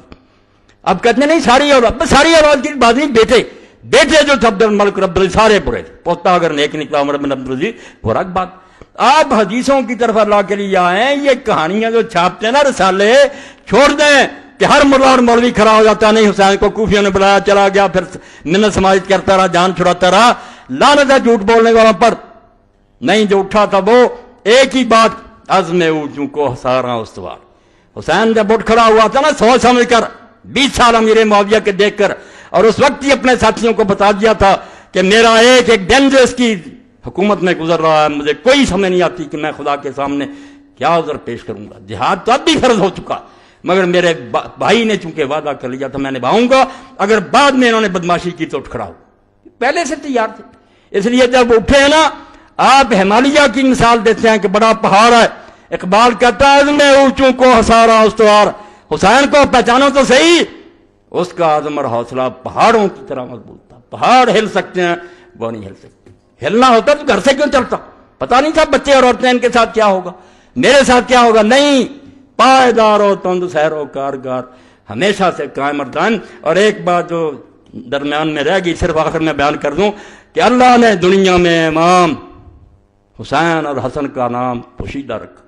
یہ میں مدینہ شریف چلایا، موجم مائی خصوص اہل البیت النبی، حوالوں کے ساتھ سچ اللہ کے بندے نے سعودی عالم نے لکھی ہے، بہت عمدہ بات، کشنوں کے حوالے سے لکھی۔ میں نے امام جعفر صادق رحمۃ اللہ علیہ سے پڑھا تھا، مگر میں اس کو نہیں پیش کر، میں نے اس کو پڑھا کہ سارے نام دنیا میں رکھے جاتے رہے مگر حسن اور حسین نہیں رکھا گیا۔ اللہ نے بچا کر رکھا اس کو کہ یہ محمد آئیں گے صلی اللہ علیہ وسلم تو ان کے نواسوں کا نام، اور یہ بات کوئی معمولی نہیں، ساری دنیا میں لوگ پیدا ہوتے رہے، یحییٰ نام کا کوئی نہیں آیا۔ جب فرشتوں نے بشارت دی زکریا علیہ السلام کو تو کیا کہا تھا اس وقت؟ وَلَمْ نَجْعَل لَهُ مِن قَبْلُ سَمِيًّا، ہم نے اس نام کا کوئی آدمی اس سے پہلے نہیں پیدا۔ یعنی یحییٰ کو یہ فضیلت اللہ نے دی کہ یحییٰ اسی کو ہم نے نام دیا اور کسی کو نہیں۔ یہی بات اللہ کی قسم دنیا میں یہ پڑھیں، حوالہ دت قال المفضل حجب اللہ ہذین اسمین ان یسمى بحتا سمى بہ نبی صلی اللہ علیہ وسلم ابن علیہ السلام۔ فضل کہتے ہیں التصحیح والتحریف سے بلاشا 6 جلد 11 کا حوالہ دیا کہ یہ 2 نام اللہ نے مخلوق کو روک دیا، ان کے ذہن میں نہیں آنے دیے کہ وہ اپنے بچوں کے نام رکھیں، حتیٰ کہ یہ نام اللہ کے رسول علیہ السلام نے اپنے بچوں کے رکھے، اپنے بچے۔ حضور ہمیشہ کہتے تھے کہ حسن اور حسین میرے بیٹے ہیں، یہ نہیں مانتے تو جو جی کیا کہتے ہیں، یہ جس کے بیٹوں کو ماننا چاہتے ہیں نا، رسول اللہ کے ممبر پر بیٹھ کر ان کی تعریفیں کریں، میں تو رسول اللہ کے نانا آپ کے ممبر پر بیٹھ کر ان کے نواسوں کی بات کروں گا، میں ان کے دشمنوں کی کیوں بات کروں؟ ان کے دشمنوں کا ممبر کوئی ہے تو وہاں چلے جائیں، رسول اللہ کے ممبر پر بیٹھ کر حسین کی توہین نہ کریں۔ حتیٰ کہ انہوں نے اپنے بچوں کا نام حسن اور حسین رکھا، علیہ السلام لکھا، اب یہ سارے چیز اٹھنے ہو، حسین علیہ السلام کہتے ہیں بھائی بخاری شریف سے نکال دو، وہاں فاطمہ علیہ السلام لکھا متن میں، حسن علیہ السلام سے آئے میرے پاس، چھوٹے سے بچے ابراہیم کے لیے علیہ السلام لکھا جو فوت ہو گیا تھا، رسول اللہ کی بچی ام کلثوم کے لیے علیہ السلام لکھا۔ تم کون سا دین لیے پھرتے ہو؟ امام بخاری سے زیادہ دانا، نیر الوتار شوکانی کی پڑھو، سبل السلام پڑھو علامہ سنانی کی، علی علیہ السلام، حسن علیہ السلام. کیوں ظالموں تم ناراض ہوتے ہو؟ یہ رسول اللہ کے خاندان کی عزت ہے. اما حسن و حسین الموجود فی انصاب الطیف فلو بسکون الثانی سین والثانی فضلا کسر سین. وہ کہتے ہیں بنو طے جو حاتم طائی کا قبیلہ وہاں مل جاتے ہیں حسن حسین. حوالہ دیا لغت نویس نے کہ وہ حسن ہے، سین پر جزم ہے حسن. یہ حسن ہے پر بھی زبر، سین پر، یہ حسن ہے رسول اللہ کا بچہ، وہ حسن سین پر جزم. اور دوسرا نام جو وہاں پایا جاتا ہے حسین، زیر ہے نیچے اور آگے یہ ہے، یہاں ہے حسین. اس لیے حسن ہے پر زبر، سین پر زبر، اور حسین یہ نہیں کسی کے نام رکھے، یہ اللہ کے رسول کے بچوں کے رکھے گئے. اور جب ہم صحیح بخاری میں پڑھتے ہیں، کیا کروں وقت ہی نہیں ملتا، اللہ کا رسول جب اپنے بچوں کو دم کرتا تھا حسن اور حسین کو، کیا کہتا تھا اس وقت، کن کی مثال دیتا تھا؟ فرماتا تھا اللہ کا رسول علیہ الصلوۃ والسلام کہ یہی وہ دم ہے جو میرا باپ ابراہیم اپنے بیٹے اسماعیل اور اسحاق پر کرتا تھا. کن کا حوالہ دیتا تھا؟ حسن اور حسین کو کن کے ساتھ ملاتا تھا کہ جیسے میرا باپ ابراہیم اسماعیل اور اسحاق کو دم کرتا تھا، میں انہی الفاظ کے ساتھ اپنے بچے حسن اور حسین کو دم کرتا. اس لیے میرے بارے میں اگر کوئی کہتا ہے نا کہ مولا کو روک دوں گا، یہ کروں گا، روتا رہے چیختا رہے، میرے جسم میں جب تک جان ہے میں اللہ کے رسول کی اولاد کا دشمن نہیں ہو سکتا. میرے جسم میں یہ سما گئی ہے، اور میں سمجھتا ہوں کہ میری سب سے بڑی سعادت یہی ہے کہ میرے پاس اور کچھ بھی نہیں ہے، تو ایک بات ہے کہ میں رسول اللہ کی اطرت کا اور حضور کی اولاد کا خادم ہوں، ان کے پاؤں کا گرد راہ اپنے آپ کو سمجھتا ہوں. اور یہ کوئی جذباتی بات نہیں، میں نے اس پر ہزاروں دفتر پڑھے ہیں، حدیث کے، تاریخ کے، تفسیر کے، فقہ کے، علم کرام کے. یہ باتیں صرف تاریخ میں نہیں، ہر جگہ بحث ہوئی. تفسیر کی کتابوں میں علماء نے بحث کی ہے، حدیث کی کتابوں میں بحثیں ہوئی ہیں، فقہ میں آئی ہے. اس لیے ان دفاتر کو تم دریا برد کرنا چاہتے ہو اور ممبر رسول پر بیٹھ کر جھوٹ بولتے اور رسالے لے کر چاہتے ہو کہ اس آسمان جیسی روشن بات درمیان امتاں کہواں جناب ہم تو حرف قرہ واللہ در کتاب. کہتا حسین کو سمجھنا ہے تو جیسے قرآن مجید میں سورہ اخلاص ہے نا سب سے اعلیٰ، اس طرح امت میں اس وقت ان سے بہتر کوئی نہیں تھا. وہ کہواں جناب آسمان کا بلند ستارہ تھا، تم پاؤں کے نیچے رونا چاہتے. جاؤ رونتے رہو، تمہارا حشر اللہ تعالیٰ یزید اور شمر اور ابن زیاد کے ساتھ کرے، اور اللہ تعالیٰ قیامت کے دن مجھے اپنے رسول اور اس کی اولاد کے قدموں میں جگہ دے دے، میں ان کا ایک ادنا غلام اور کتا بن لوں. میرے لیے بھائی یہی سعادت ہے، آپ جو پسند کرنا چاہتے کریں. وآخر دعوانا ان الحمدللہ رب العالمین وصلی اللہ تعالی علی خیر خلقہ محمد وآلہ واصحابہ اجمعین. الحمدللہ وسلام علی عبادہ الذین اصطفیٰ. اعلان: خلافت راشدہ منٹگمری بازار کانفرنس 12 فروری بروز اتوار بعد نماز عشاء خلافت راشدہ کانفرنس منعقد ہو رہی ہے، جس میں جید علماء کرام تشریف لا رہے ہیں. شرکت کی پرزور اپیل ہے. منٹگمری بازار فیصلہ آباد 12 فروری بروز اتوار بعد نماز عشاء. تحریک اسلامی کا اجتماع پرسوں بروز اتوار مورخہ 13/2/5 وقت 9 بجے شروع ہوگا. احباب شرکت فرمائیں. ماہ فروری کا حفظ مسجد کے گیٹ پر حاصل کر رہے ہیں. قاری شفیع اللہ صاحب سے رسالہ لے لیں. موجودہ اسلامی مہینوں کے نام کب اور کس نے رکھے تھے؟ اسلامی مہینوں کی ترتیب یعنی پہلا اسلامی مہینہ محرم الحرام کس دار میں کس نے تجویز؟ برائے مہربانی سوالوں کے جواب دے کر مشکور بن لمبا ہو جائے گا. خلاصہ یہ ہے کہ 17 ہجری میں 17 ہجری حضرت عمر رضی اللہ عنہ نے اس بارے میں مشورہ کیا کہ یہ خط جو آتے ہیں اور حساب کتاب صوبوں سے آتا ہے، اس میں لکھا ہوتا ہے شعبان میں یہ کرو، رمضان میں کرو، مگر کوئی پتہ نہیں چلتا کہ پچھلے رمضان کی بات ہے آگے کی. اس لیے مسلمانوں کو بھی چاہیے کہ اپنا کوئی سان مقرر کرے. تو اس وقت پھر حضرت علی رضی اللہ عنہ اور دوسرے صحابہ کے مشورہ سے یہ سان ہجری مقرر ہوا. 17 ہجری تھی، حضرت امیر المومنین عمر رضی اللہ تعالیٰ عنہ کا زمانہ تھا. اور پھر سب نے یہی تجویز کیا کہ محرم کا مہینہ جو ہے اس کو ابتدا کے لیے چننا چاہیے، کیونکہ آپ کو پتہ ہے کہ 12 مہینے سال کے، جن میں سے 4 مہینے اربعۃ حرم ادب کے مہینے ہیں، 4 حرام کیے اللہ نے، 3 اکٹھے ہیں، ذی القعدہ، ذی الحجہ اور یہ محرم. یہ حج کے لیے عربوں نے مقرر کیے تھے. اللہ نے انہیں ہدایت دے دی، ورنہ حج نہیں ہو سکتا تھا. جس طرح عرب کے حالات تھے، حرم سے باہر تو لوگ اس کے لیے جاتے تھے، ڈاکے پڑتے تھے. حج کے لیے اللہ نے ان کے دلوں میں ڈال دی کہ یہ 3 مہینے تلواریں میان میں کر رہے تھے. ڈاکوؤں کے قبیلے بھی کیل ٹھوک دیتے تھے اپنی تلواروں پر، کیا اپنی چھیڑ. 2 مہینے آنے جانے میں لگتے، محرم تک پھر اپنے گھروں میں پہنچ. یہ 3 جو مہینے تھے یہ حرام اکٹھے. اور ایک رجب ہے جو عمرے کے لیے رکھا ہوا تھا کہ بعد میں عمرے کے لیے آتے تھے، پھر لوگ جب سفر کے نشان مٹ جاتے تو 4 مہینے. تو یہ حرام مہینہ جو ہے، حرام کہتے ہیں ادب والا، حرام وہ نہیں کہ نجائز، ادب والا مہینہ. تو حضرت عمر رضی اللہ تعالیٰ عنہ کے زمانہ میں ہی ہوا۔ اچھا، فتاوی آن لائن کی ویڈیو کے سی ڈی جو ابھی تک ریکارڈ ہو رہی حکیم امجد سلام سے مل سکتی، فتاوی آن لائن پر میں جو جواب دیتا ہوں۔ تبرک پیش خدمت میں مہربانی فرمائیں، کلمہ طیبہ یا حی یا قیوم آیت کریمہ، یہ مولانا فقیہ اللہ صاحب کے بچے نے یہ ساری تیار کی ہیں گھروں میں سجانے کے لیے، بہت اچھی چیزیں ہیں، ان سے لے لیں، بابرکت کلمے اپنے گھروں میں ہونے چاہیے۔ ہم نے 2 ماہ پہلے اعلان کیا تھا مولانا کے ساتھ عمرہ کرنے کا، یہ اعلان دوبارہ سن لیں، دہرایا جا رہا ہے، 20 کے قریب لوگوں نے نام لکھا دیا تھا، وقت قریب آ رہا، لکھا دے نام انشاءاللہ۔ ہم نے 2 ماہ پہلے اعلان کیا تھا مولانا صاحب کے ساتھ عمرہ کرنے کا، تقریباً 20 آدمیوں نے نام لکھوائے تھے۔ 15 مارچ تک اپنے پاسپورٹ اور 25,000 روپے ایڈوانس جمع کرا دیں جو لوگ مولانا کے ساتھ عمرہ پر جانا چاہتے ہیں۔ شکریہ، یہ اعلان آپ لوگوں تک دوبارہ پہنچا دیا، اس لیے 15 مارچ تک اپنے پاسپورٹ اور پیسے جو ہیں مجاہد صاحب تک پہنچا دیں تاکہ یہ قافلہ بن جائے، اور ہم ویسے ہی جیسے میرے آقا مولا ساری عمر کی کمائی لے کر پھر حجۃ الوداع میں گئے اور سارے عرب میں اعلان کر دیا، ایک ہی حج آپ نے کیا نا، اور وفات سے چند مہینے پہلے کہ میں اللہ کے گھر میں حاضری دے رہا ہوں، یہ گلدستہ ہے میرے ہاتھ میں جو لاکھوں بندے میں نے تیار کیے۔ پھر کیسے بنا؟ صحابی کہتا ہماری نظر آپ کی اونٹنی کے آگے پیچھے دائیں بائیں جدھر جاتی تھی سارے ہی سر نظر آتے تھے، اور اللہ کی طرف سے بھی حکم آیا کہ ان کو ذرا کہیں ان یرفعوا اصواتهم بالاحلال کہ لبیک اونچا کہیں، مجھے مزہ آتا۔ تو وہ قافلہ کیسا تھا، اور جب حضور نے یہ اعلان بھی کر دیا کہ یہ شاید میری تمہاری آخری ملاقات اور پھر تم مجھے نہ دیکھ سکو، اس لیے سارا عرب آ گیا، اور حدیث پاک میں آتا عورتیں آ رہی، بچے آ رہے ہیں میدان عرفات میں، منام میں آپ کی اونٹی گرد، اور سارے ایک دوسرے کو کہتے ہاذا محمد ہاذا، یہ اللہ کا رسول ہے بھائی، سیر ہو کر دیکھ لو۔